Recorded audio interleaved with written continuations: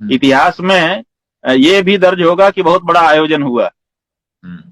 इतिहास में ये भी दर्ज होगा कि पौष मास में बिना मुहूर्त के हुआ। इतिहास में ये भी दर्ज होगा कि अधूरे मंदिर में जिसमें प्रतिष्ठा नहीं की जानी चाहिए उसमें प्रतिष्ठा हुई। इतिहास में ये भी दर्ज होगा कि देश के चारों शंकराचार्य उसमें नहीं पधारे।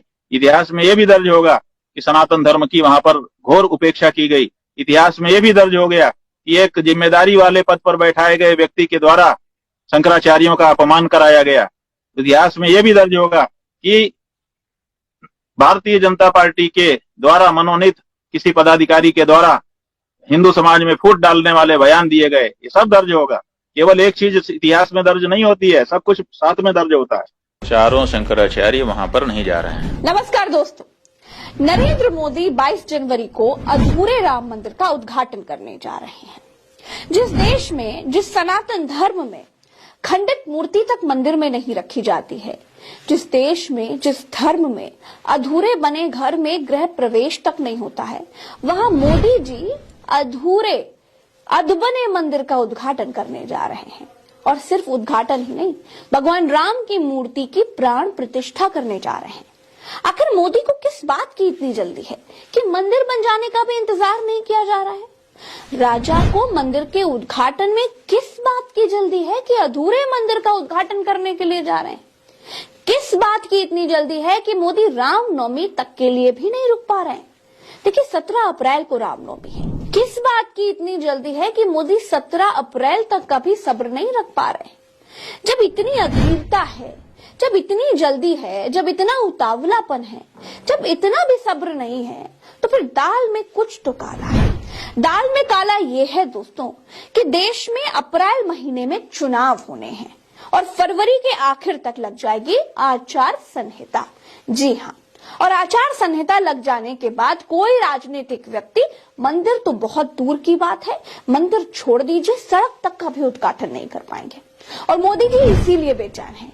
मोदी बिन पानी की मछली की तरह तड़प रहे हैं, क्योंकि आचार संहिता लगने के बाद मंदिर अगर उद्घाटन उसका हुआ तो मोदी मंदिर का उद्घाटन करने की रेस से बाहर हो जाएंगे। तब किसी धर्म गुरु को ही इसका उद्घाटन करना पड़ेगा। मोदी यही तो नहीं चाहते हैं, क्योंकि हमारे देश के प्रधानमंत्री की छपास की प्यास बहुत बड़ी है। छपास से भी बड़ी साजिश मंदिर का पॉलिटिकल लाभ लेने की है। रामानंद जो संप्रदाय है उसका अगर ये मंदिर है तो चंपत राय वहाँ पर क्यों है? वहाँ पर और दूसरे लोग क्यों हैं? फिर ये लोग हटें और हट करके रामानंद संप्रदाय को सौंपें, प्रतिष्ठा के पहले सौंप दें। रामानंद संप्रदाय के लोग ही वहाँ प्रतिष्ठा करेंगे, हमें मंजूर है। हम एंटी मोदी नहीं है, लेकिन हम एंटी धर्मशास्त्र भी नहीं होना चाहते। अब आप सोचिए, पहले भारतीय जनता पार्टी ने लोगों को हिंदू और मुसलमान के नाम पर बांटा और अब अपने फायदे के लिए सनातन को बांट रही है। मोदी की जय जयकार के लिए हिंदू धर्म गुरुओं को ही अपमानित किया जा रहा है। शंकराचार्यों से ये बोला जा रहा है कि अयोध्या में बन रहे राम मंदिर पर उनका कोई अधिकार ही नहीं है। इसी सवाल के जवाब में शंकराचार्यों ने पूछ लिया कि जब हमारा कोई अधिकार नहीं है तो फिर चंदा क्यों ले लिया?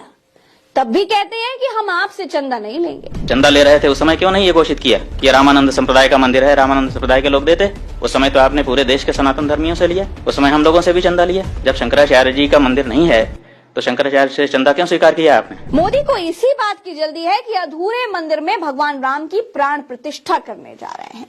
पूर्व, पश्चिम, उत्तर, दक्षिण देश के चारों शंकराचार्य राम मंदिर उद्घाटन का विरोध कर रहे हैं।